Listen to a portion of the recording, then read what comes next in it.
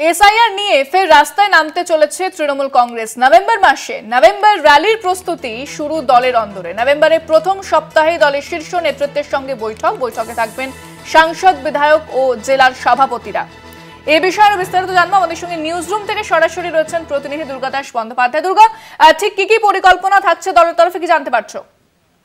দেখো, একটা বিষয় খুব পরিষ্কার যে আসন্ন নভেম্বর মাসে নভেম্বর র্যালি করতে চলেছে তৃণমূল কংগ্রেস। মূলত এসআইআরের যে কর্মকাণ্ড চলছে তার বিভিন্ন দিককে তুলে ধরে তার বিরুদ্ধে রাস্তায় নামতে চলেছে বলা যেতে পারে তৃণমূল কংগ্রেস, বা কলকাতার রাস্তা সরগরম হতে চলেছে এটাও বলা যেতে পারে। তার কারণ আমরা দেখেছি যে এসআইআর নিয়ে সারা দেশ জুড়ে বিভিন্ন ধরনের যে প্রবলেম সেগুলো উঠে এসছে। তার মধ্যে অন্যতম হচ্ছে যে এই যে নতুন করে ভোটার লিস্ট সংশোধনের নামে কোথাও গিয়ে অরিজিনাল যারা ভোটার, দেশের নাগরিক, দীর্ঘদিন ধরে তারা জন্মসূত্রে ভারতবর্ষে রয়েছেন, তার পরিবার রয়েছে, তাদের কারুর নাম বাদ চলে যাচ্ছে। কোথাও গিয়ে ভুয়ো ভোটারের সংযোজন হচ্ছে। আবার বলা হচ্ছে যে রোহিঙ্গা থেকে শুরু করে নাকি বিভিন্ন ইন্ট্রোডার্স তাদের নামও নথিভুক্ত হয়ে আছে, তাদেরকে বাদ দিতে হবে। কিন্তু প্রসিডিওরটা কি, এটা নিয়ে ধোঁয়াশা রয়েছে। কীভাবেই বা এই প্রসিডিওরের মাধ্যমে বিগত দিনে আমরা দেখেছি যে বিহারে কয়েক কোটি মানুষের নাম সেই লিস্ট থেকে বাদ দিয়ে দেওয়া হয়েছে, যাদের মধ্যে অনেকেই বুঝতে পারছেন না কেন তাদের নাম বাদ চলে গেল।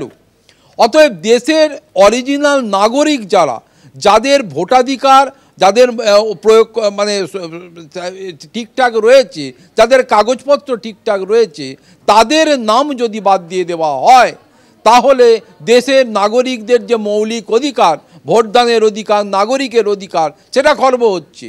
ইতিমধ্যেই এই বিষয়টি নিয়ে সুপ্রিম কোর্টের নজরে আনার ফলে সেখানেও যেমন এই প্রসিডিওর চলছে, তেমন আরও একটা বিষয় উঠে আসছে যে পশ্চিম বাংলায় ইতিমধ্যেই রাজ্যের মুখ্যমন্ত্রী থেকে শুরু করে সর্বভারতীয় সাধারণ সম্পাদক তথা সাংসদ অভিষেক বন্দ্যোপাধ্যায় থেকে ফিরহাদ হাকিম থেকে শুরু করে সমস্ত তৃণমূল কংগ্রেসের শীর্ষ নেতারা বলেছে এসআইআর যদি করতেই হয় প্রসিডিওর মেনে, সব স্বচ্ছতা মেনে যেন করা হয়।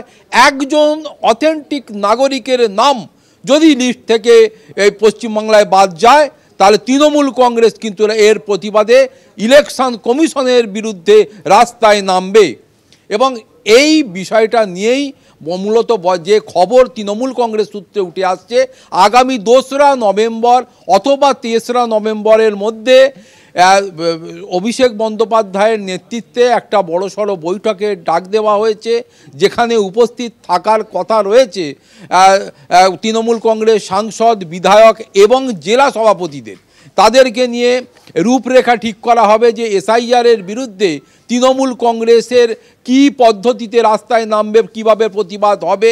এমনটাও শোনা যাচ্ছে যে ইতিমধ্যে নাকি বিজেপি বা আরএসএসের পক্ষ থেকে কিছু ক্যাম্প করা হয়েছে, যে ক্যাম্পের মাধ্যমে সীমান্তবর্তী অঞ্চলগুলোতে শোনা যাচ্ছে যে সেখানে কারা, তাদের নামের লিস্টে কারা রয়েছে, তারা কোথাকার, তারা অথেন্টিক কিনা, এই বিষয়গুলো রয়েছে। অথচ যে বিষয়টা মধ্যে নির্বাচন কমিশন এবং সরকারি আধিকারিকদের ইনভলভ হওয়ার কথা, সেই জায়গায় কি করে এনজিও সংস্থা এমন কাজ করতে পারে সেটা নিয়েও মানুষের মধ্যে বিস্তর প্রশ্ন উঠছে। তাই এই সমস্ত প্রশ্নের নিরসনে এবং স্বচ্ছতা বজায় রাখার লক্ষ্যে আগামী দিনে নভেম্বর মাসে শহর কলকাতার রাস্তা জুড়ে যে তৃণমূল কংগ্রেস এই নির্বাচন কমিশনের পদ্ধতিগত ত্রুটিকে সামনে রেখে এসআইআরের বিরুদ্ধে রাস্তায় নামবে বা নামতে চলেছে, এটা কিন্তু হলফ করে বলাই যায়। একেবারে ধন্যবাদ দুর্গা। আমাদের সঙ্গে সরাসরি নিউজ রুম থেকে ছিলেন আমাদের প্রতিনিধি দুর্গাদাস বন্দ্যোপাধ্যায়।